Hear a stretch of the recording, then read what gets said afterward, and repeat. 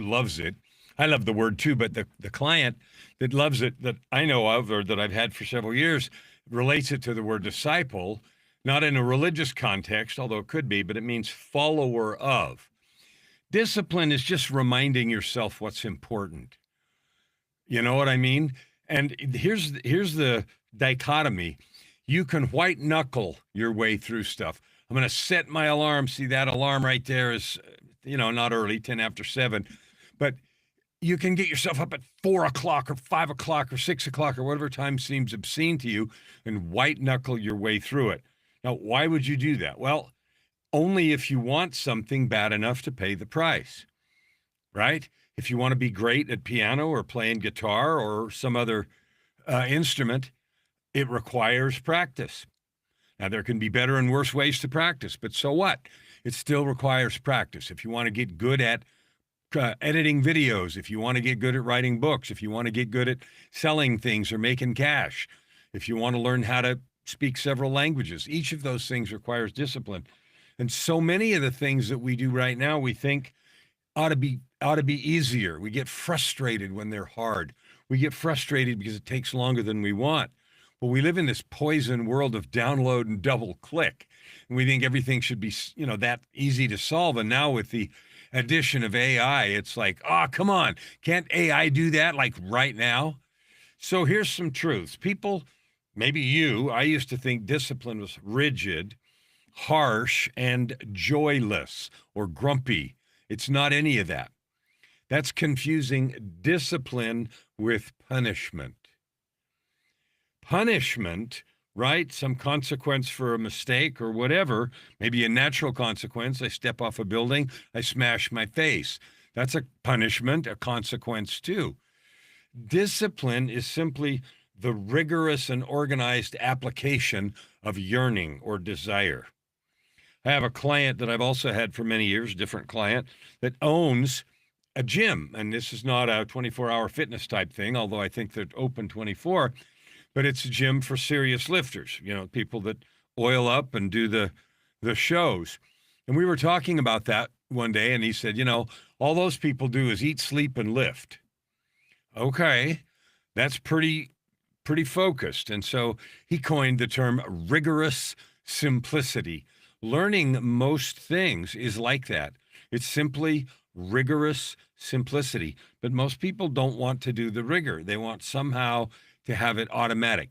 Discipline is actually kindness. Woo, that's a slap in the face. To who? Well, to your future self. Now, there was a time in my life when I needed to lose 80 pounds. And that was years ago, a couple of decades, 3 decades in the late 80s. So, almost 40 years ago, 35 years ago. And there were I didn't have pills or any other help. So I was just going to do this the hard way, meaning the natural way, meaning watch what I eat and exercise. Duh. So I joined a local martial arts school, and I'd done martial arts before, but it was close by.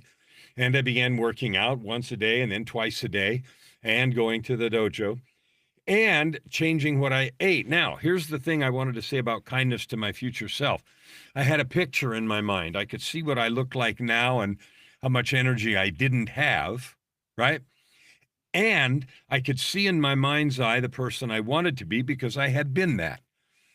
Okay, I had gained weight as in my business work. The job that I have was sedentary. And, my lifestyle became more and more sedentary.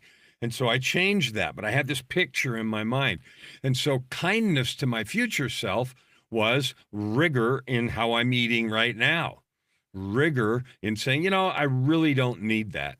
Now, I didn't turn into a vegetarian or I didn't only eat fruit or something weird. I just did the normal stuff. I don't need that extra, this, that, and the other. And then I worked out. And after a few months, 1 workout a day wasn't enough, plateau. So I started 2 workouts a day. But then I got there and I ended up losing 90 pounds and was in the most spectacular shape in my life. And that was when I was late 30s, 38, 39. It was fantastic. And I got, black belts and won competitions and some other stuff. And that was the result of discipline, being kind to my future self. So what do we do for lack of discipline? Well, Chaos creates anxiety. When we don't have organization or discipline, we have chaos. And sometimes we think freedom is being able to do whatever you want, whenever you want, but it really isn't. Freedom is the authority we have to make choices for our good. Now, we can make dumb choices for our bad or for our hurt or others' hurt, but then we always end up regretting those, right? Broken promises create shame, whether they're promises to yourself or somebody else. You know that. Eventually, that ends up feeling so bad, we don't want to try it again. We don't want to make another promise and break it because we're sure we're not going to keep the promises. And everything's going to go the way of the so-called New Year's resolutions. You know what? Discipline reduces decision fatigue. That's a real thing. How many people do you know, maybe you're one of these, that you want to do something, you're trying to decide, and you go back and forth and back and forth. Ugh, and you can't decide, and you think, well, maybe I'll miss this, or maybe I'll do that.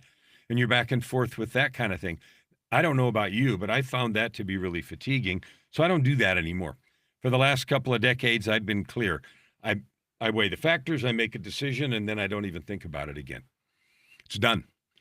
And that relieves all of that fatigue. And if it turns out it wasn't the best decision, then I have adjustments to make. Can I undo it? Yes, no. Can I make adjustments? Yes, no. And move forward, but it's all without that baggage. Discipline is also evidence that you love and trust yourself. I want you to think about that. Self-love is the core of discipline. You truly honor and love yourself. Every skipped commitment weakens your heart, weakens your soul. You don't need to do that.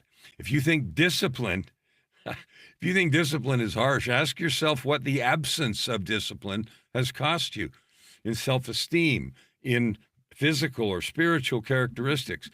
And again, I don't know about you, but I know about me, and that cost has been staggering and horrifying.